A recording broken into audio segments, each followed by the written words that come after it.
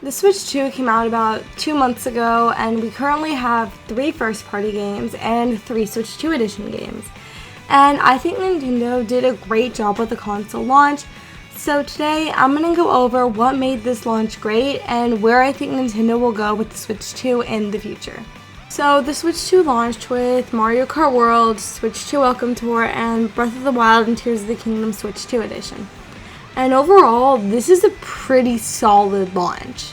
I think Mario Kart World was the obvious launch game because it's a new Mario Kart. Everyone's been playing 8 for like 11 years by now, and everybody wants something new, and Mario Kart World is an amazing game that's going to sell consoles. This was the perfect launch game because this is what many Nintendo fans, especially Mario fans, want, and it's also more appealing to a casual audience because it's Mario Kart. Then there was Switch 2 Welcome Tour. I didn't buy this game because it's $10 for a tech demo. Moving on. Breath of the Wild and Tears of the Kingdom both got Switch 2 editions, and I think this was an amazing choice to launch with on the Switch 2 because it satisfies Zelda fans. Both of these games needed the performance bump, and we also got Wind Waker on Switch Online, so while there's no new Zelda game yet, this was definitely good for Zelda fans, and Zelda is one of Nintendo's biggest franchises. So overall, I think the Switch 2 had a great launch. Mario Kart World is probably a big reason people bought this console, and getting a stronger version of Breath of the Wild and Tears of the Kingdom was great. Side note, I still need to finish Tears of the Kingdom. Anyways, I think this launch was on the same tier, if not stronger than the Switch's launch, because they both had a big game that's definitely going to sell consoles, and a game that I'm not buying because it's a waste of my money.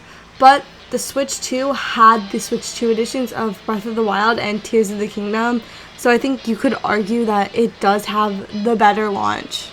Real quick, if you enjoy my channel, consider subscribing because it does help, and to make sure you don't miss a video. Alright, back to this video. Then about a month out, we got Donkey Kong Bananza, and this game is great, and it's noticeably similar to Mario Odyssey. But I think this is a great thing because both games are phenomenal in my opinion. I've had way more fun with this game than I thought I would, and I think this game could not have launched at a better time. This released about a month after the console launched, which makes sense because Switch 2 owners would be excited for a new game. However, I think it releasing at this time was because of 3D Mario. Because if 3D Mario was out, many people would just overlook Donkey Kong Bananza because it's just another 3D platformer, and it probably would not sell well.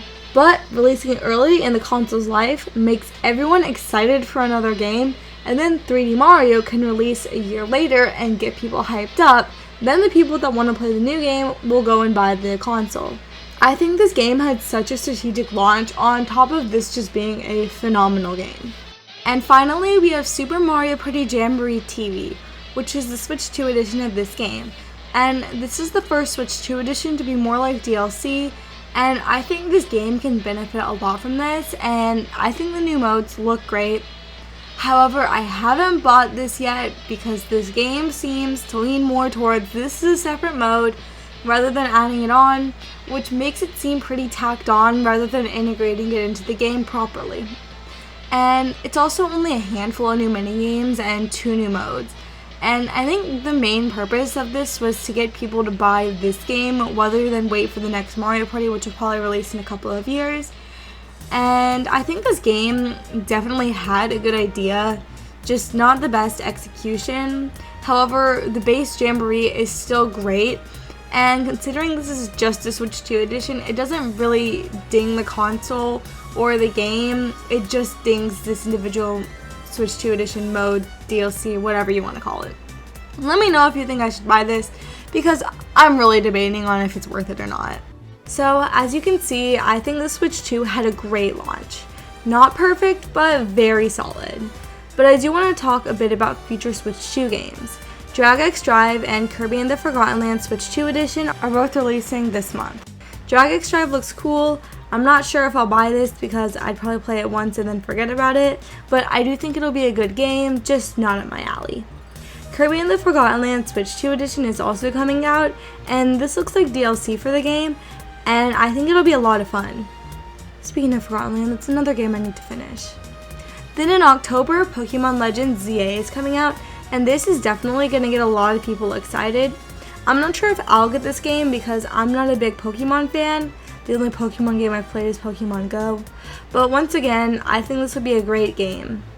Then we also have Metroid Prime 4, Kirby Air Riders, and Hyrule Warriors Age of Imprisonment. And I don't think any of these games have release dates, but they do all look like great games. Be sure to comment if you have any ideas for videos you want me to make on Mario Kart World, DK Bananza, Jamboree TV, or future Switch 2 games. I hope you enjoyed this video, and I thought it would be fun to just talk about the Switch 2's launch so far. And I hope you enjoyed listening to me yap. And if you did, I'd appreciate a like because it lets me know you want more videos like this.